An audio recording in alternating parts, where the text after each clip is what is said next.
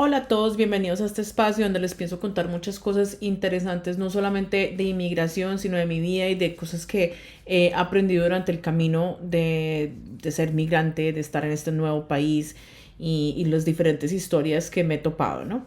Me presento, mi nombre es Vanessa Chouinard, soy consultora en inmigración canadiense y de Quebec, vivo en Montreal, Canadá, y tengo una historia un poco interesante, bueno, para algunos. Entonces, he hablado mucho de que me deportaron de Estados Unidos, de que después de haber sido deportada llegué a Canadá y todo eso ha sido que se ha compartido bastante en redes, en medios, pero nunca he tenido la oportunidad de realmente contar todo sin filtro, con toda la información y para que ustedes tengan en presente lo que deben y lo que no deben hacer, que lo usen como una lección, por decirlo así. ¿Ok? Entonces, eso es lo que quiero hacer hoy, contarles un poco más allá de lo que la gente sabe en 10 minutos de una entrevista. ¿Qué pasó? ¿Cómo pasó? A lo más detallado posible, pero tampoco a un detalle que no sea necesario.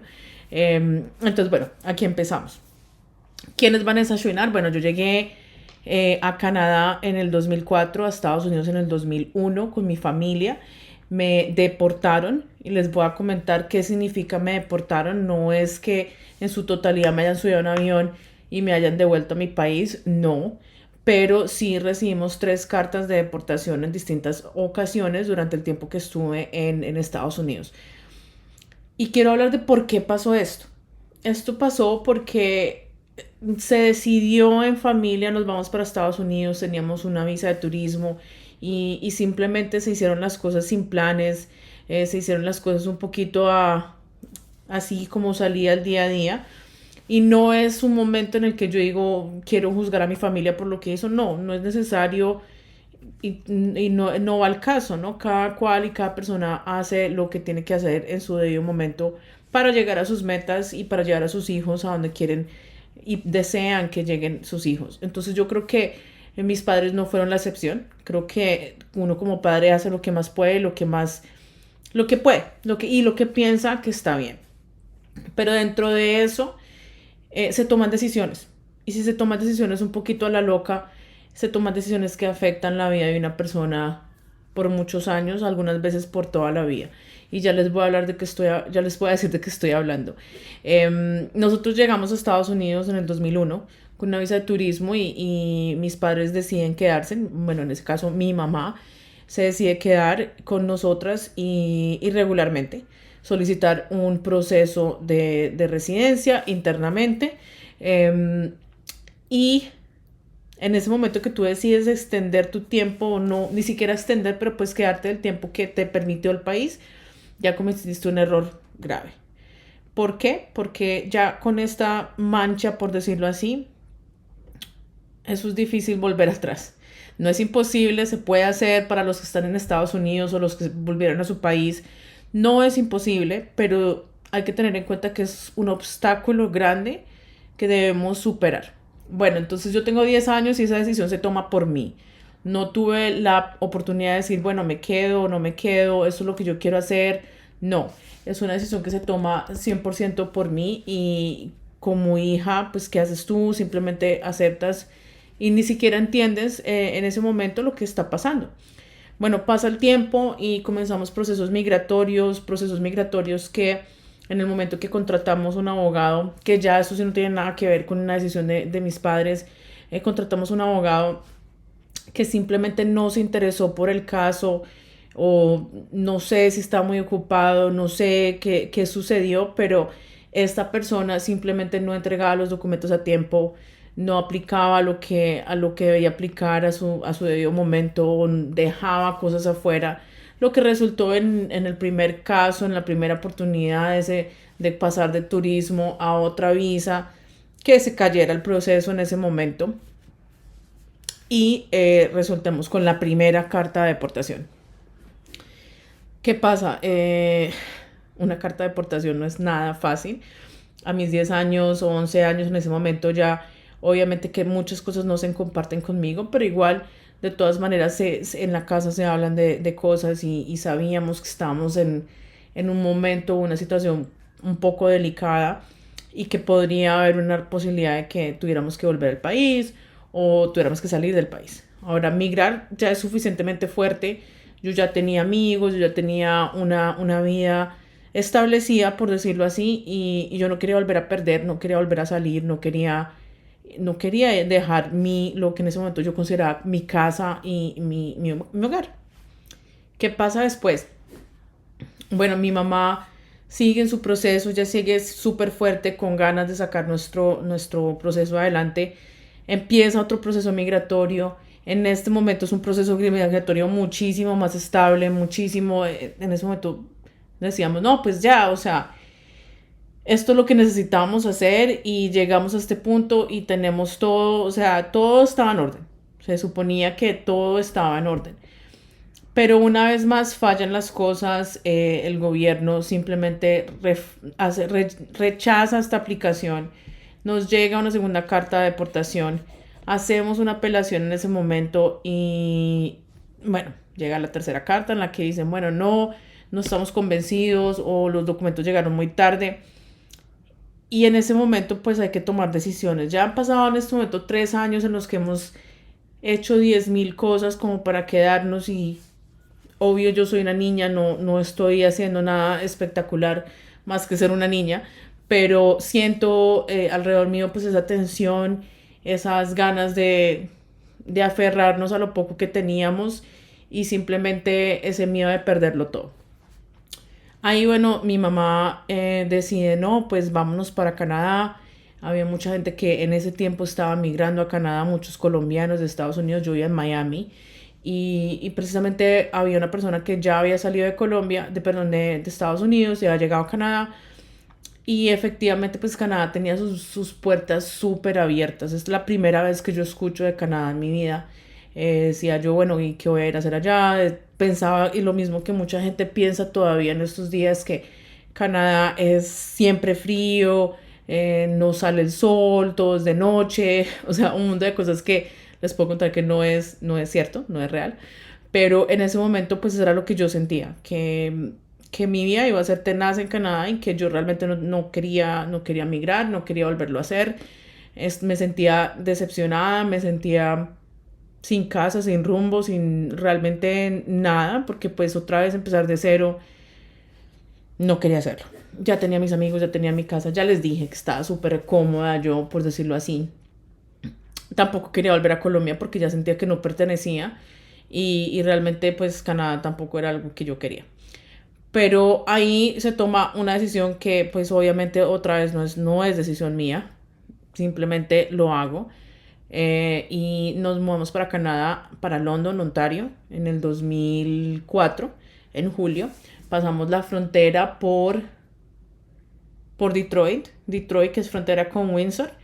Y presentamos nuestros papeles, entramos, hicimos todo el proceso como debe ser, por la puerta grande, por decirlo así. Y una vez estábamos en Canadá, ya empezamos el proceso de dura adaptación, que es el duelo migratorio, que es, bueno, sentir ese peso, dejar todo atrás una vez más. Yo les puedo decir que lloré por unos 6 meses antes de medio acoplarme. Lloré bastante, me dolió mucho, a mi familia le dolió mucho. Pero no llegamos, o sea, estamos en un proceso, no es que tú llegas con residencia, no. Entonces, ese era también otro factor que yo sentía que, aunque estamos acá en otro país, eso no significa nada. Yo no tengo residencia, yo no tengo ciudadanía, yo sigo siendo una persona del exterior sin ninguna voz ni voto de este país. Yo recuerdo que sentía que yo no existía, yo no existía. O sea, y cuando les digo esto es en serio. Se siente que uno no existe. Muchas veces yo miraba un pasaporte, miraba un documento migratorio, una tarjeta de residencia. Yo decía, ¿es en serio que una cosa tan pequeña, un documento que tenga una foto, realmente pueda definir quién eres tú y quién no eres tú? Que puedes o no puedes salir de un país. Y para mí era bastante, creo que tuve una crisis de odiar muchas cosas, de las reglas del mundo, de las fronteras. Odiaba las fronteras, creo que todavía no estoy súper convencida en las fronteras, pero odiaba mucho las fronteras. Decía, si el mundo es de todos, porque yo tengo que sufrir esto y no poder salir de este país o volver a mi país. Y yo creo que muchas veces la gente me pregunta muchas veces, Vanessa, ¿puedo volver a mi país cuando estoy en Canadá? Y ahorita voy a hablar de eso porque es muy importante que entiendan que normalmente cuando tú haces las cosas bien y cuando tú vienes a Canadá por una vía regular, por decirlo así, y tienes un permiso de trabajo, un estatus legal, tú puedes volver a tu país. Pero de la manera que yo entré era un estatus, no es que era ilegal, pero tampoco era un estatus ya definido. Estábamos en espera de una decisión. Estábamos solicitando una residencia y estamos en espera de una decisión y de venir a Estados Unidos. Entonces representaba no tener como esa seguridad todavía como para que me dijeran, sí, está bien, toma tu residencia y vete y puedes volver. No, yo todavía estaba como en el limbo. Entonces, esa es una realidad de hace 20 años, no estamos hablando de hoy. Hoy tú vienes con tu permiso de estudio, permiso de trabajo, permisos normales y tú puedes salir del país. Las únicas personas que yo no les recomiendo que salgan del país son las personas que son apadrinadas, y porque pues pueden tener problemas en la entrada y eso depende. Y las personas que están esperando una decisión de un refugio. Entonces, de resto, ustedes pueden entrar y salir, no hay ningún problema. Bueno, entonces pasa eso y esperando hasta que en el 2007, por fin, creo que fue el 2007, sí, en julio nos llega la residencia. Yo súper feliz, era la primera vez en mi vida que me sentía que pertenecía, y sí, suena así súper dramático, pero es en serio. Y lo primero que hice fue, yo me acuerdo que trabajaba en un Tim Hortons. Los que conocen los Tim Hortons aquí en Canadá son como Dunkin' Donuts en Colombia, porque lo vi bastante ahorita que fui. Y yo trabajaba ahí. Yo me acuerdo que me llegó el pasaporte perdón, la residencia, y yo corrí a sacar el pasaporte, no el pasaporte, sino la visa para volver a Estados Unidos, porque yo quería volver a ver a mis amigos y todo eso. Y cuando me llega mi pasaporte con la visa sellada, yo me volví loca y renuncié a mi trabajo y dije, no, yo me voy para Estados Unidos, yo me voy a ir a ver a mis amigos. Mi papá en ese momento estaba viviendo en Estados Unidos, en Nueva York, y yo dije, yo me voy a ver a mi papá, yo me voy a ver a mis amigos y me voy a salir, ya no quiero trabajar. Todo lo que había trabajado, lo que había ahorrado, pues lo puse en una cuenta y me fui. En ese momento yo tenía 16, 17 años, algo así. Y decidí primero llegar a Toronto, no a Nueva York, a ver a mi papá, y después visitar a mis amigos en Estados Unidos. Entonces, bueno, hasta aquí yo todavía no tengo en mi mente volverme consultora en inmigración ni hacer nada con inmigración, la verdad. Para mí la inmigración, y todavía cuando hablo de ese proceso de mi vida, es fuerte. Fue muy traumático. O sea, fue muy traumático. Para mí no fue hacer una consulta y decir en familia que nos vamos para Canadá o Estados Unidos y hacer un plan. No, o sea, a mí me dijeron un día, nos vamos de vacaciones, y todavía estoy en estas vacaciones 20 años después. A mí nunca me dieron un índice, o una posibilidad de adaptarme mentalmente, de que yo iba a salir de mi país y que no iba a volver por mucho tiempo. O sea, había muchos índices que realmente sí, obviamente eso es lo que estaba pasando, pero en la mente de una niña, cuando tus papás te dicen tú vas a volver en 6 meses, tú les crees. Para mí no era claro que yo no iba a volver a mi país. Para mí no era claro que todo esto era como una decisión súper ya definida. Y aunque yo quería vivir en otro país y me gustaba la idea de salir, migrar y dejar a toda tu familia sin ni siquiera saber que estás diciendo que estás despidiéndote de verdad, pues es pesado, no es fácil. Esa fue la manera que yo llegué a Canadá después de haber sido deportada, o recibido 3 deportaciones en Estados Unidos. Fue un proceso que se hizo de la mano de asesores legales. Fue un proceso que se hizo de la mano de personas que sabían cómo era ese salto, ¿no? En este momento, para las personas que están en Estados Unidos, que no tienen un estatus legal, que tienen un proceso, depende de qué tipo de proceso, de pronto sí se puede hacer una solicitud en Canadá, ¿sí? En general, todos los procesos, o la mayoría de los procesos migratorios que son, ¿cómo se llama? La mayoría de los procesos migratorios que son económicos, que te lleva a la residencia, necesitas tener un estatus legal. Entonces, digamos, si tú tienes un permiso de trabajo y estás esperando por una respuesta de asilo o bueno, diferentes opciones, se puede aplicar. De lo contrario, las personas que quieren solicitar refugio en Canadá porque tienen una situación realmente delicada en su país y que no pueden volver, pueden viajar a Canadá y solicitar el refugio. Ahora, eso no es llegar sin preparación, eso no es simplemente ir y pasar la frontera y ya. Hay que tener un plan. Yo soy la primera que les digo, los planes son importantes.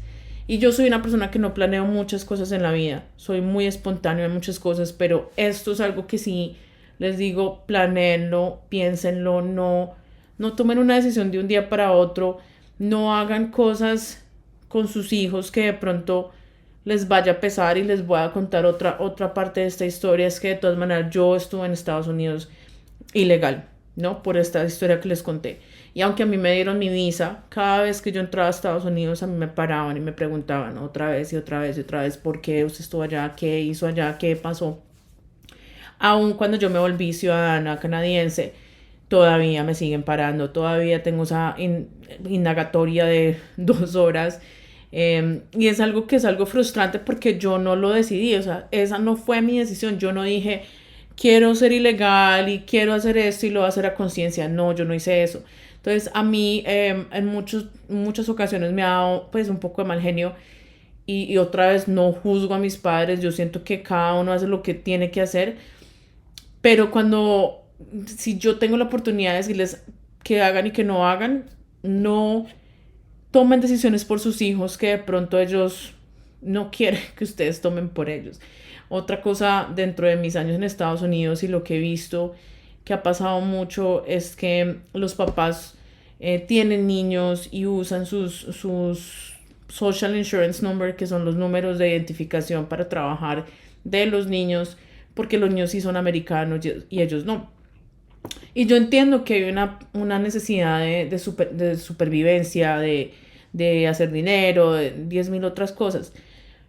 Pero yo pienso un poquito más allá y yo pienso que no es justo para un niño una vida que usted tome decisiones por ellos y que cuando ellos tengan 18 años ya tienen deudas, ya tienen tarjetas de crédito, ya tienen 10.000 otras cosas que no han ni siquiera hecho, errores que ni siquiera han cometido ellos, perdón, porque a ti te conviene, ¿no? Y lo digo sin juzgar, pero yo tengo hijos, mis hijos, todos los niños aquí, digamos en Canadá, les dan sus Social Insurance Number, en Estados Unidos también. Y me acuerdo que cuando a mí me llegó el de mi primer niño, yo dije, wow, el poder que tú tienes aquí, o sea, esto es toda una vida de una persona, es como la cédula en Colombia, ¿no? Y a mí me parece que uno tiene que respetar, y yo ni me voy a volver así como súper emocional, pero no importa. Yo creo que uno tiene que respetar que los niños, los hijos y la vida de los niños de uno no son uno. O sea, mis decisiones son mías. Yo decido cosas y me afectan a mí, pero cuando mis decisiones o yo comienzo a tomar decisiones por mis hijos de ese tamaño, porque sí estoy de acuerdo que tomamos muchas decisiones por nuestros hijos, pero de ese tamaño en las que los ponemos a ellos en una situación que no pidieron y que cuando crezcan tienen que ellos lidiar con ellos, pues a mí realmente en lo personal no me parece. Pero entonces los invito a que piensen un poquito antes de hacer ese tipo de cosas, o si lo están haciendo, que recapaciten y digan, bueno, ¿qué puedo hacer para rectificar esto? Para que mi hijo no tenga que pagar estas consecuencias de algo que no han hecho ellos, sino que lo estoy haciendo yo. Y otra vez, no es juzgando, lo digo de una persona, viene de una persona que vive en cada ocasión que viaja a Estados Unidos un poco, paga un poco de algo que no fue mi decisión. No fue mi decisión en lo más mínimo. Hablando de todo esto, mucha gente me pregunta, bueno, Vanessa, si te deportaron de Estados Unidos, ¿cómo es que volviste? ¿Cómo te hiciste residente en Canadá? ¿Cómo será que yo puedo hacer lo mismo? Y la respuesta es sí y no. La respuesta es, si ustedes están en este momento en Estados Unidos, depende de la situación de que estén, si es que son refugiados y tienen un problema grande en su país, pues mi recomendación es que entren de una vez a la frontera a Canadá y que hagan una solicitud formal. Si no, si ese no es el caso, Mi recomendación es que se devuelvan a sus países si ya tienen unos ahorros y tienen algo, se devuelvan a sus países y comiencen a limpiar ese récord de ilegalidad y comiencen a mostrar o a tener arraigos en sus países, a tener una vida estable en ese país para poder aplicar a Canadá después. Entonces, esas serían como las opciones. Sí es posible que después de haber sido ilegal tengan una visa, sí es posible, pero para poder llegar a esa posibilidad, ustedes tienen que dejar de ser ilegales. Tienen que pararse e irse y volver a su país. Ahora, también aprovecho esta oportunidad porque a mí me gusta ser muy sincera y hablar de lo que nos acostumbramos nosotros como latinos, y espero no ofender a nadie porque no es la intención. Es de normalizar esa idea de que me voy como turista y miro a ver qué hago y trabajo en ese país o hago las cosas de una u otra manera mal. Yo quiero invitarlos a que cambiemos eso porque entre más se hagan ese tipo de cosas, más difícil es sacar una visa para un latino, un colombiano, un peruano, o sea, lo que tú quieras. Y la idea no es volvernos la vida más difícil, la idea es que entre todos podamos colaborar para que estas visas, estos permisos sean otorgados más fáciles y que estos países confíen en nosotros. Entonces es un trabajo de todos, no es de una persona. Yo los invito a que cuando tengan sus visas de turismo, las cuídenlas, se las dieron, acéptenlas con mucha honestidad y vayan al país, viajen, hagan lo que tienen que hacer. No se pongan a trabajar, no se pongan a hacer cosas ilegales, no se queden después del tiempo. Mi recomendación es que las respeten, que lo hagan bien, porque se están dañando su futuro migratorio, su historial de viaje, están dañando nuestros, nuestras propias oportunidades de obtener visas como latinos, y la idea no es esa. La idea es que como consultora migratoria les digo que yo puedo aplicar una visa y que yo sé que los oficiales de inmigración no nos ven mal.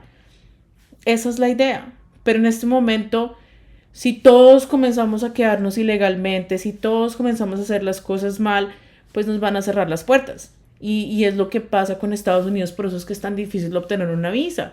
Y la idea es que no se vuelva más difícil, sino que se vuelva más fácil. Pero ¿cómo se hace eso? Respetando nuestras visas. No normalicemos irse de turismo y trabajar, no normalicemos quedarnos ilegalmente, que ese no sea un plan. Yo he tenido clientes que me dicen, no, es que nuestro plan era irnos y quedarnos, pero después decimos Canadá, menos mal. Pero no, es que no se queden ilegales. Esa no es una vida que yo les recomiendo como alguien que lo vivió, que lo vio, que tengo amigos todavía que no han llegado a legalizarse, ni que simplemente no es una vida. Aunque tengas plata, aunque tengas todo, no tienes libertad, no tienes la posibilidad de viajar, de muchas cosas. Mi recomendación es que no lo hagan. Entonces, esa es la historia. Sí me deportaron, sí tuve cartas de deportación, sí tuve que hacer otro proceso. Recuerden que han pasado 20 años, que no es lo mismo hoy, que lo que pasó en el 2001 no es lo mismo. Y recuerden que todavía pago los errores de ese pasado, que no fueron 100% míos. Entonces, no es que lean mi historia o vean mi historia y se sientan, oh, está bien lo que yo estoy haciendo y puedo volver y puedo irme a Canadá de todas maneras. No, es para que digan, wow, ok, yo puedo arreglar mi situación, puedo hacer las cosas diferentes, me voy de vuelta a mi país y voy a hacer las cosas bien. Esa es mi invitación, hacer las cosas bien. Mi invitación es que siempre traten lo que más puedan de actuar bien. Esa es mi invitación para ustedes. Bueno, esta es la primera historia de muchas que les voy a contar, de inmigración, de muchas otras cosas. Si tienen algún tema específico que quieres que les comente, que les cuente, que hable, déjenme en los comentarios con mucho gusto. Suscríbanse, que les voy a estar trayendo muchas más historias. Y gracias por estar aquí, por escucharme. Sé que mucha gente quería escuchar esta historia, y si hay partes de esta historia que todavía no quedan claras o que quieren más aclaración o más detalles, aquí estoy. Simplemente déjenme las preguntas y si de pronto les hago otro video o no sé, para responderles. Muchas gracias por el apoyo, por estar aquí, y los veo pronto.